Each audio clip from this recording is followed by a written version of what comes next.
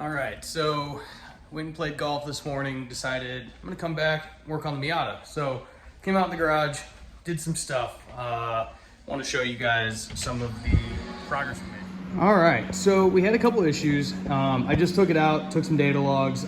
I don't know if you guys remember, but we were experiencing some overboost situations.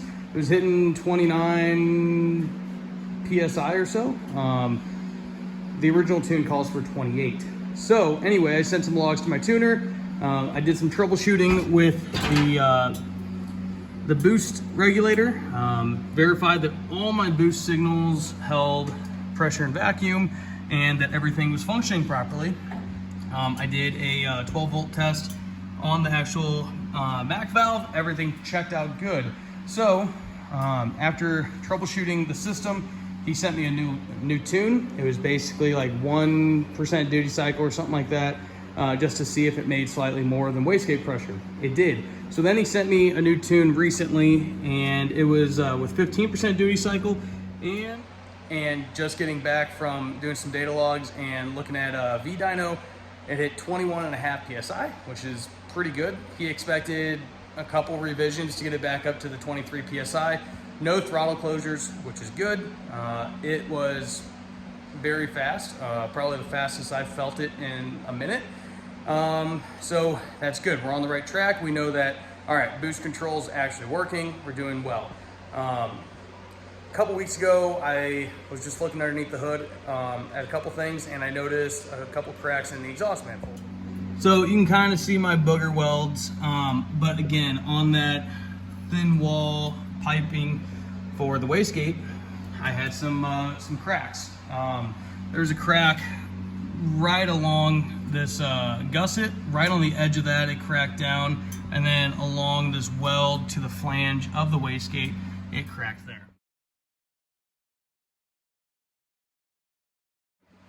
So I did some preheating. I heated up until it was red hot, and then I just MIG welded it to get me by. I have an autocross event next weekend.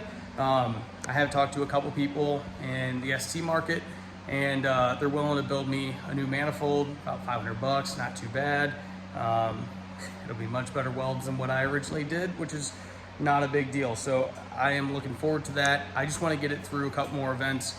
I think typically in August there's kind of a break in the autocross schedule just because it's so hot. So we'll give that a shot.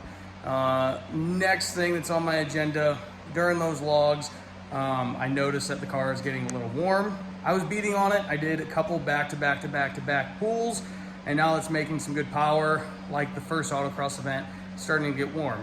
It never got above 220 degrees, but it still worries me because I should have plenty of cooling on here.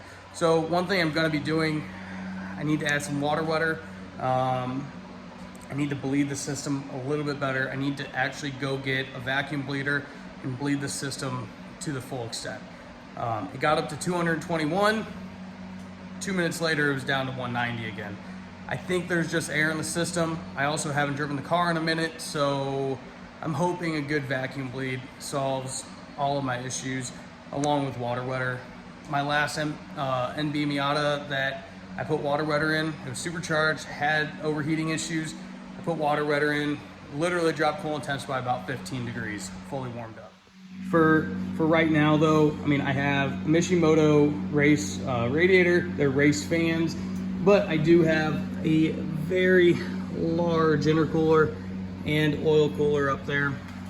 So I might need something more. I might need some ducting up here and on the bottom, but I'm gonna start with doing a good bleed, water wetter, and going from there. Also, I think the hood, it heat soaks a ton. So I'm gonna be looking at getting some vents on order here really soon. Other than that, I haven't been doing too much. I do have some kind of big news, and I'll present that here in the next couple weeks or so. I'm trying to find a new daily driver right now, and well, I found one. Kind of going back to my old roots. It should be pretty fun going from there. So we'll see. Hopefully no more daily driving a truck anymore, because one, gas mileage sucks. I have a 3.5 Ecoboost F-150. even that thing, you know, getting 21 a mile or 21 and a half miles a gallon on the highway, it still sucks. So new daily incoming. And oh, I just remembered, let me show you one other thing that we just got, because I'm super stoked about it. So at the last autocross, loading that Miata was an absolute shit show, just because of how low it is. It kept on bottoming out on the right on this crease of the dovetail. Kind of see some of the scratches and all that stuff. Anyway, I think I told you guys it ripped out my transmission mount. So anyway, I had a guy local build me some custom ramps. These ramps are 10 foot long. They go to the top of the dovetail. The attack angle is 7.2 degrees. So my front GV style lip, it does rub on it, which I'm gonna have to start removing the bumper anyway when I do my splitter anyway. But I can get up without removing the bumper right now as it is. And we don't have to worry about bottoming out on the dovetail. I got up perfectly fine without jacking the tongue of the trailer up. But in the future, I probably am gonna go ahead and raise it just for safety.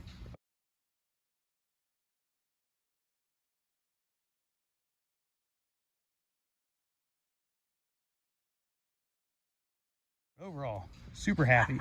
And he was able to make these mount like they're rails, you know, side rails on the actual trailer. So it looks great.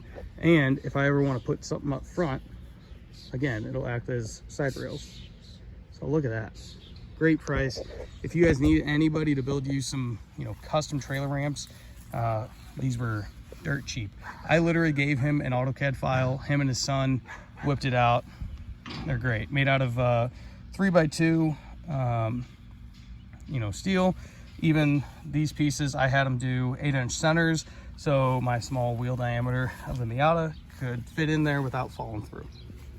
So, looks great, functions great, super freaking stoked about that. And that's that for an update.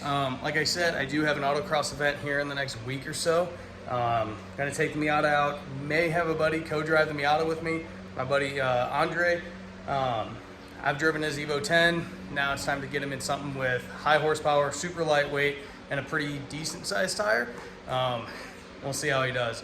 He probably won't like that it's a viscous LSD or a clutch style LSD, acts the same. You really have to be committed to it for it to engage. So he probably won't like that because his Evo, if you're on throttle, it's either gonna be disengaged or engaged.